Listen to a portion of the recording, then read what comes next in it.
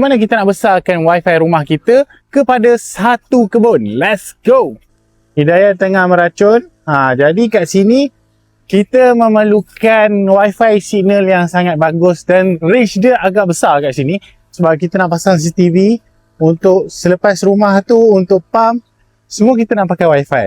Jadi saya sekarang ni pakai dua router. Jadi satu untuk kebun belakang dan satu dekat rumah depan. Plan utama dia, saya akan letak main router dekat belakang ni sebabnya kawasan belakang dia punya speed sangat tinggi, 300 ke 500 speed dia kat belakang ni. Kita akan pancarkan signal wifi tu ke depan.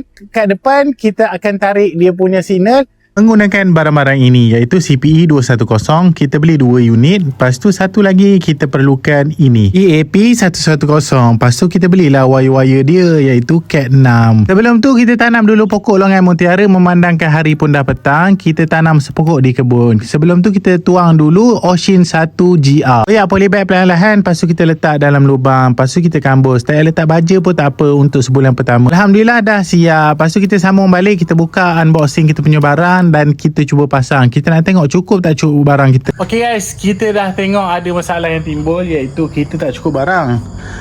Cat C ni tak cukup dan kita punya wifi kita nak transmit dia ni pun rosak. Jadi kena beli router baru. Okay guys, siapa nak part 2 cuba komen kat bawah. Jumpa lagi for next video. Bye bye. Assalamualaikum.